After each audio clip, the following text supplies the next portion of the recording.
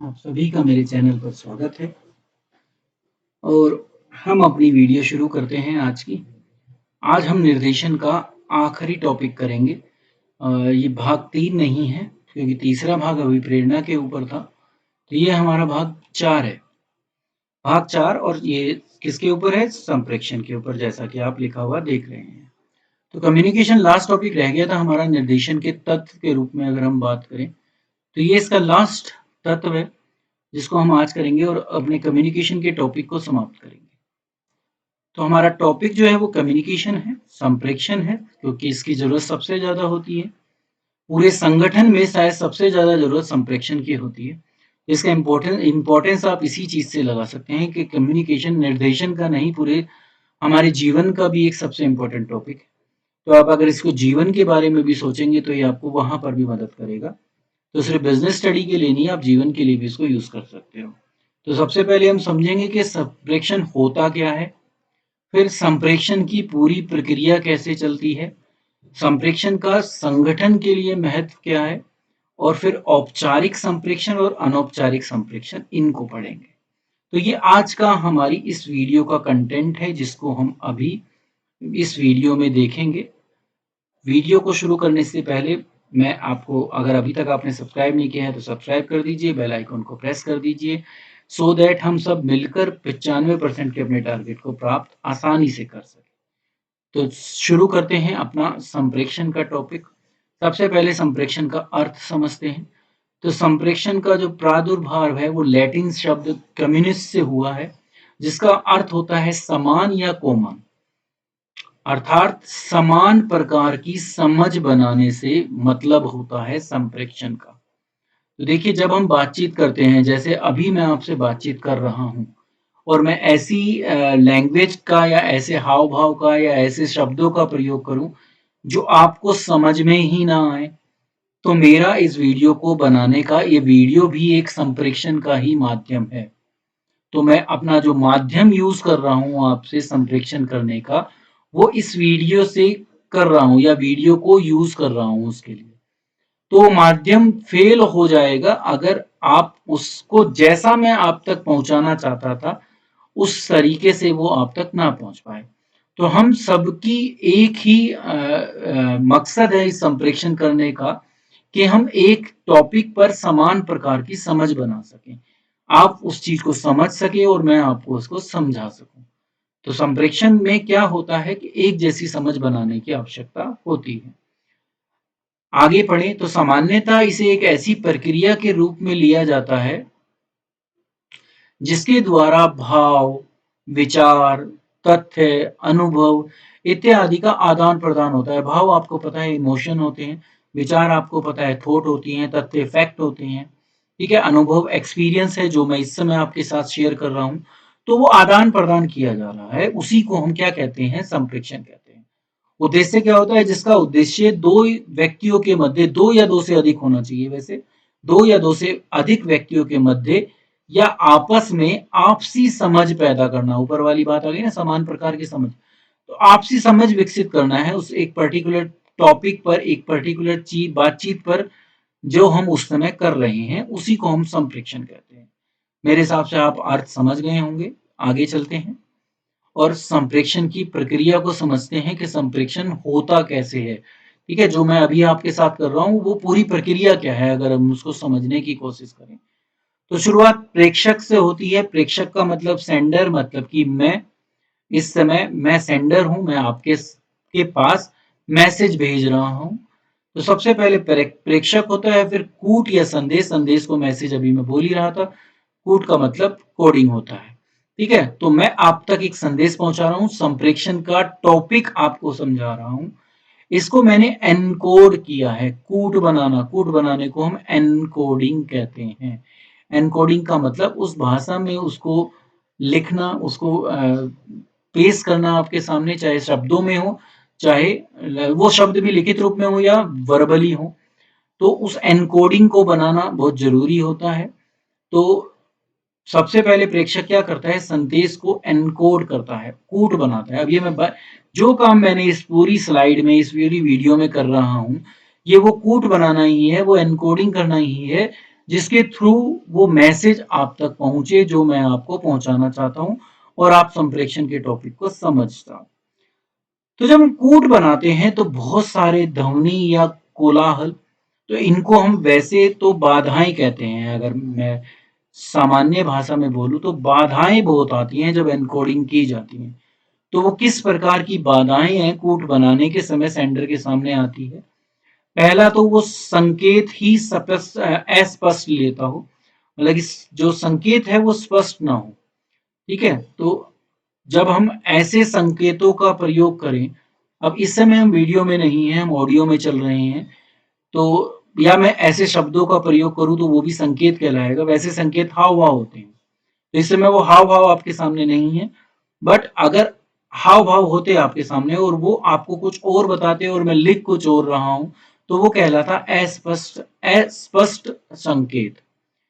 एक आता है एक दयनीय दूरभाष संबंध, जो मैंने फील किया है कई बार मेरी पुरानी वीडियो में, कि उसमें आवाज जो है वो उस तरीके से नहीं जा रही थी आप लोगों तक कि आप उस टॉपिक को उस क्लियरिटी के साथ समझ पाओ।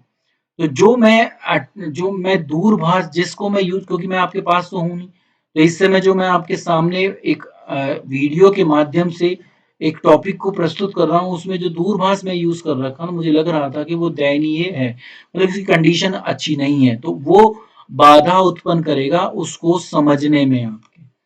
तो वो कहलाता है एक दयनीय दूरभाष संबंध।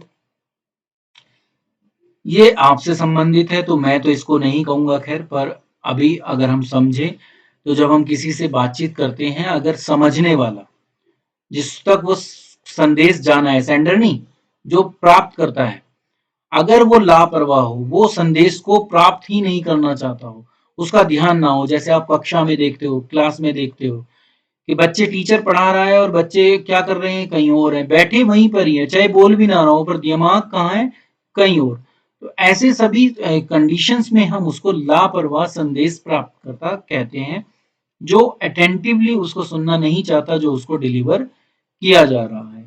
तो संप्रेषण में दोनों की अटेंशन जरूरी है, दोनों का ध्यान जरूरी है। नेक्स्ट आता है त्रुटिपूर्ण डिकोडिंग।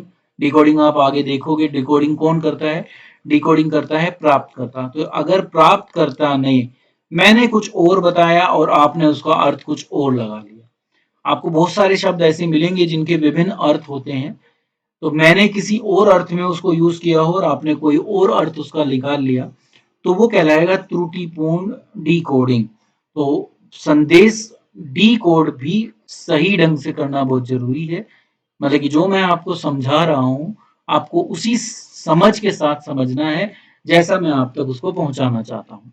ठीक है, तो डिकोडिंग भी सही, अगर आप अटेंटिव होगे तो डिकोडिंग कभी भी गलत नहीं होगी।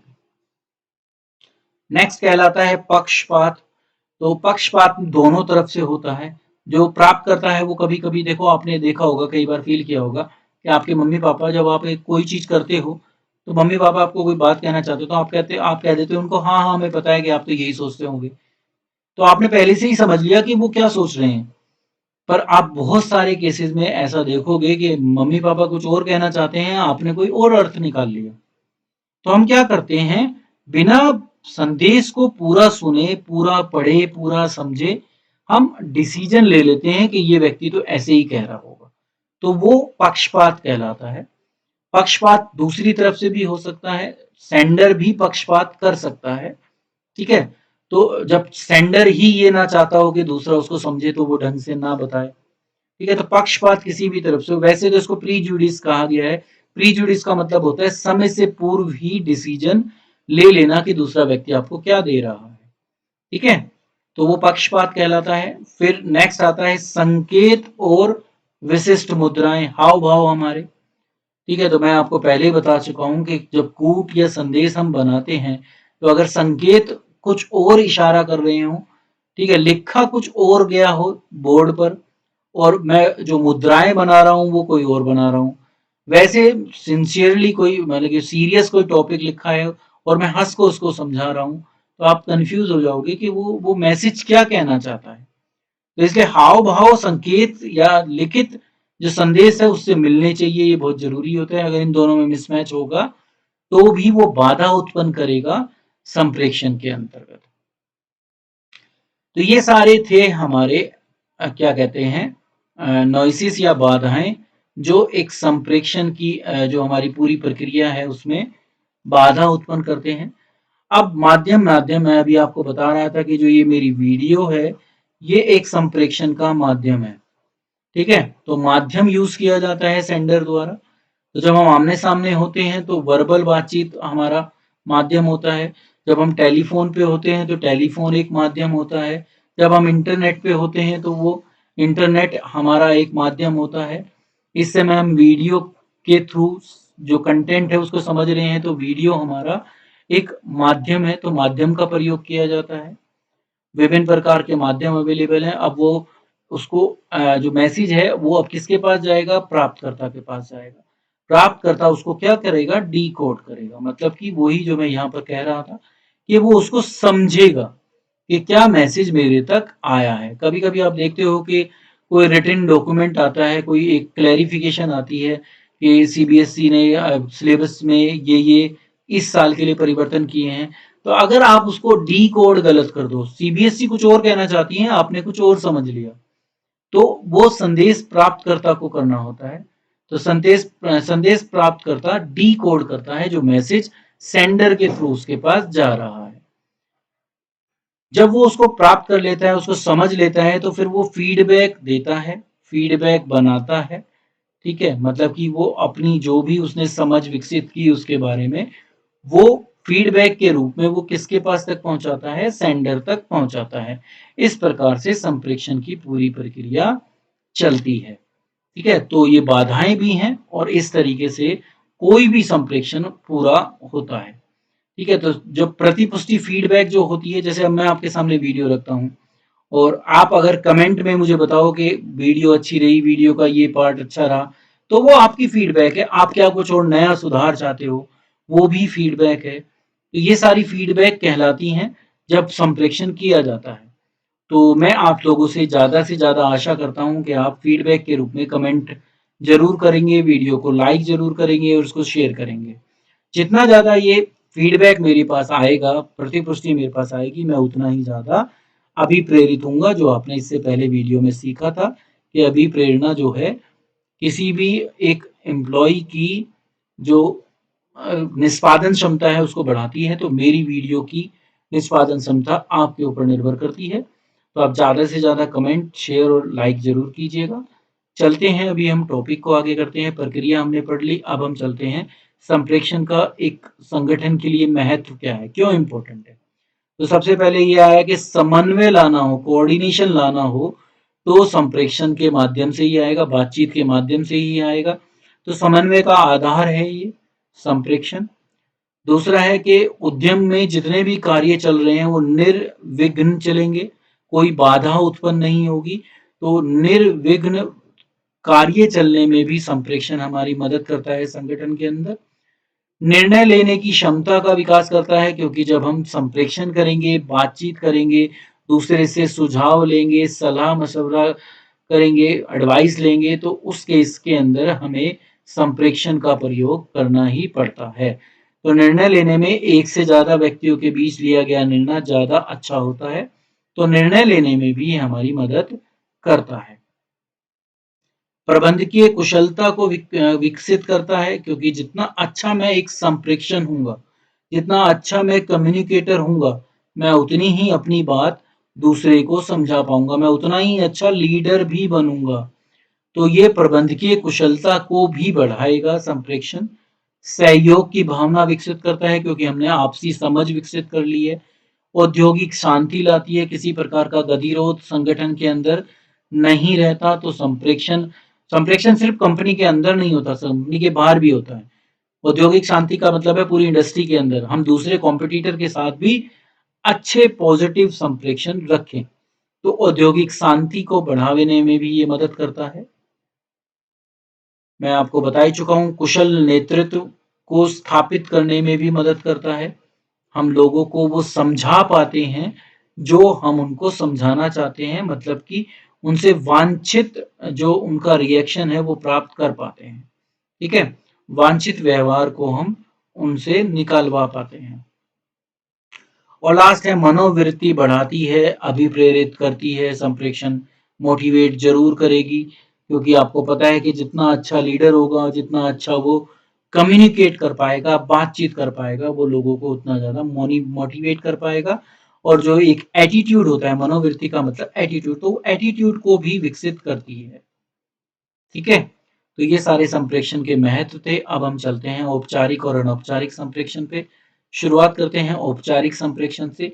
जैसे औपचारिक संगठन है, वैसे ही औपचारिक संप्रेषण भी होता है। औपचारिक संप्रेषण संस्था की संरचना में आधिकारिक माध्यमों द्वारा प्रवाहित होता है। आधिकारिक माध्यम का मतलब क्या है? किसी ऑर्डर के रूप में, किसी डायरेक्शन के रूप में, ठीक है, ठीक है, किसी एडवाइस के रूप में, किसी रिक्वेस्ट के रूप में, क्योंकि कर्मचारी नहीं भी तो ऊपर जा सकते हैं, ठीक है, किसी परमिशन के रूप में। तो ये इसी में से किसी भी रूप में हो सकता है, आधिकारिक माध्यम से जाता है।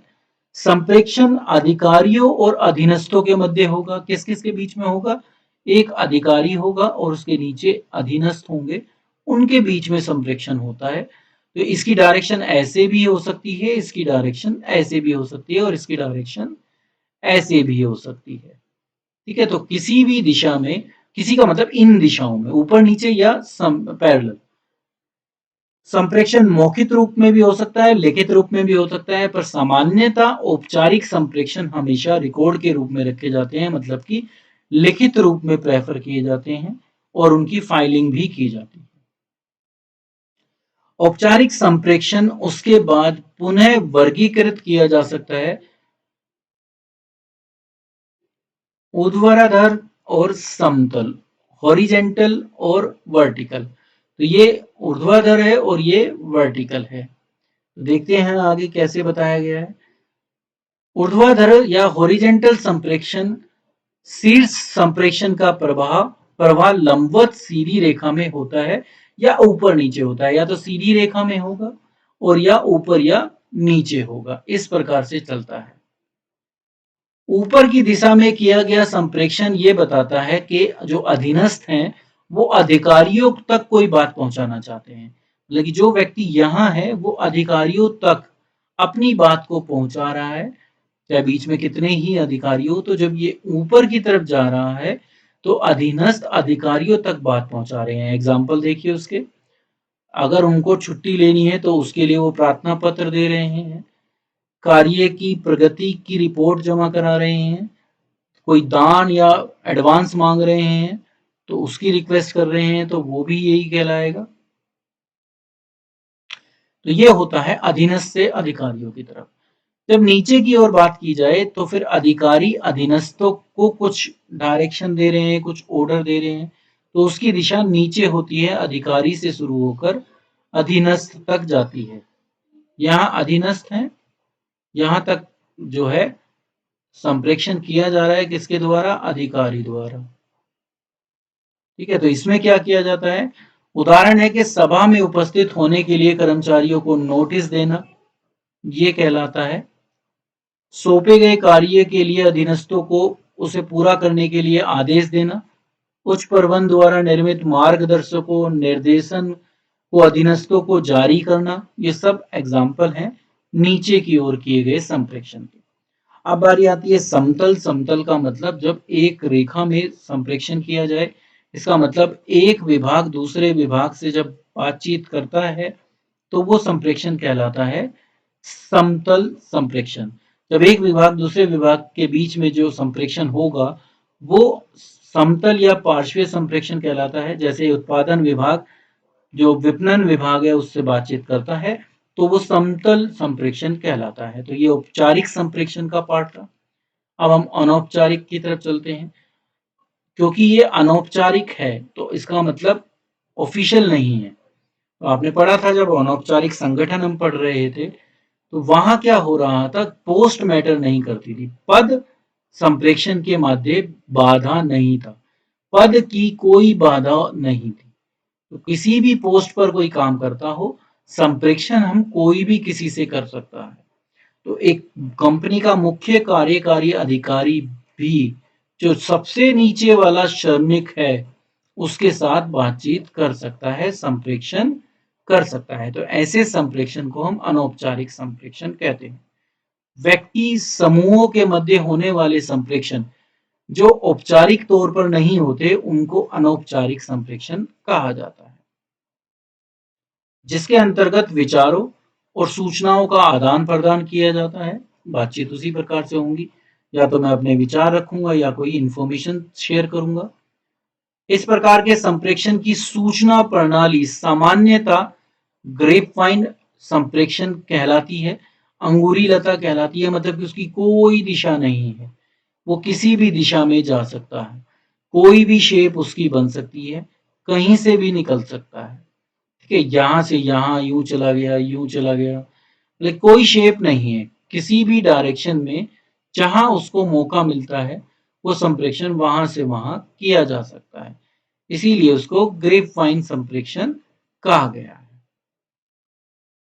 अनौपचारिक संप्रेषण संस्था में बड़ी तेजी से फैलता है, क्योंकि कोई दिशा तो है नहीं, कोई संदेश नहीं है, कोई लिखित ऑर्डर नहीं है, तो फैलना क्या है, मुंह से बोला, एक व्यक्ति से 1000 व्यक्ति तक बहुत आसानी से फैल सकता है। तो स्पीड बहुत है इसकी। जो जो प्रबंधक होता है वो उसको पॉजिटिव वे में यूज कर सकता है सर्टेन कंडीशन के अंदर। संप्रेषण की कोई स्रोत भी नहीं होती, किसने बोला इसकी कोई पहचान नहीं है। ये कथन होता है क्योंकि लिखित रूप में है नहीं, तो ऑर्डर तो है नहीं किसी का, तो उसको ढूंढना कि किसने बोला था वो बड़ा मुश्किल है। प्रबंधक एक जगह अगर मान लिया किसी कंपनी में एक हिस्से से गुजर रहा है और कर्मचारी वहां आपस में बात कर रहे हैं कि संगठन चाहता है कि 20% स्टाफ को छटनी किया जाए, मतलब कि उनकी नौकरी छीन ली जाए, कारण कुछ भी हो सकता है, छटनी का मतलब कमी की जाए स्टाफ में, ज्यादा हो गया है स्टाफ। तो ये एक सिर्फ बातचीत चल रही थी कर्मचारियों के बीच में, प्रबंधक ने उसको सुनी, पर उसकी कोई ऑथेंटिसिटी नहीं थी, क्योंकि उसने जो कर्मचारी जो बोल रहा था इसको, वो कह रहा है कि मैंने सुना है। अब किससे सुना है वो उसने भी नहीं बताया, और ना किसी और को पता चला, प्रबंधक तक वो बात पहुंच गई। ठीक है, तो इस स्रोत का पता लगाना कि ये बात किसने कही कि 20% छटनी कर्मचारी को की कंपनी कर रही है, ये बड़ा मुश्किल कार्य होता है। तो स्रोत का पता लगाना मुश्किल काम है, बट पॉजिटिव वे में सोचे तो प्रबंधक इसकी सहायता भी कर लेता है, सूचनाएं इसके माध्यम से वो जल्दी पहुंचा सकता है। तो प्रबंधक जा रहा था तो वो साथ के साथ कह सकता है कि नहीं जी ऐसा कुछ नहीं है, ऐसा कुछ नहीं होने वाला, या प्रबंधक को कोई काम है किसी कर्मचारी से तो वो डायरेक्ट जाके उससे बातचीत कर कर बिना किसी ऑर्डर के भी वो काम करवा सकता है, अगर वो एक अच्छा लीडर है, एक अच्छा नेता है। तो अनौपचारिक संप्रेषण के माध्यम से लोग उसको पॉजिटिव वे में भी यूज करते हैं। प्रबंधकों द्वारा प्रबंधकों के द्वारा यह अनौपचारिक माध्यम अपने अधीनस्थों की प्रतिक्रियाओं को जानने के लिए भी प्रयोग में लाया जाता है।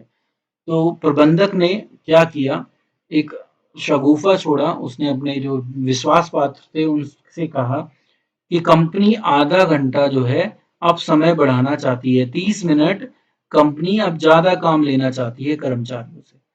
तो एक बातचीत रखी जो उसके विश्वास पात्र थे उनके बीच में, वो उन विश्वास पात्र ने पूरी कंपनी में ये बातचीत फैला दी। तो प्रबंधक को प्रतिक्रिया जाननी थी कि वो बढ़ा सकता है या नहीं बढ़ा सकता। तो अगर ज्यादातर लोगों ने ये एक्सेप्ट कर लिया कि ठीक है चलो 30 मिनट और काम कर लेंगे, कोई दिक्कत नहीं है, नौकरी तो हमारे पास रहेगी, तो अगर वो एक्सेप्टेंस बनती है तो प्रबंधक वो 30 मिनट रियल में बढ़ा सकता है जो उसने प्लानिंग की है। बट अगर गतिरोध ज्यादा है तो फिर वो डिसीजन कभी ऑफिशियली आएगा ही नहीं। तो प्रतिक्रिया जानने के लिए भी अनौपचारिक संप्रेषण का हम यूज करते हैं। इसी के साथ इस साल इस सत्र में जो 2020-21 में है, संप्रेषण में इतने ही टॉपिक हैं।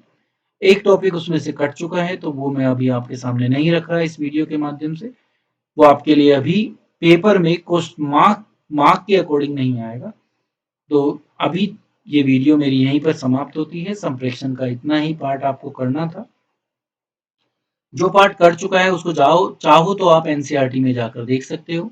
बाकी इस वीडियो में सिर्फ वही पार्ट लिया था, पोर्शन लिया था जो हमारे पेपर में आ रहा है, कौन से सत्र के, 2020-21, जहां पर थोड़ा कोर्स रिड्यूस किया गया है इस जो पैनेडेमिक इस समय सिचुएशन चल रही है उसके अकॉर्डिंग। तो वीडियो को अधिक से अधिक लाइक करना, कमेंट करना और शेयर करना मत भूलिएगा। ये मेरे लिए एक फीडबैक के रूप में कार्य करेगा। तो मैं देखूँगा चाहता हूँ कि आप ज़्यादा से ज़्यादा फीडबैक मुझ तक पहुँचाएँ। तो अभी के लिए इतना ही। लास्ट वीडियो के साथ आपके सामने फिर दोबारा उपस्थित होंगे। Thank you.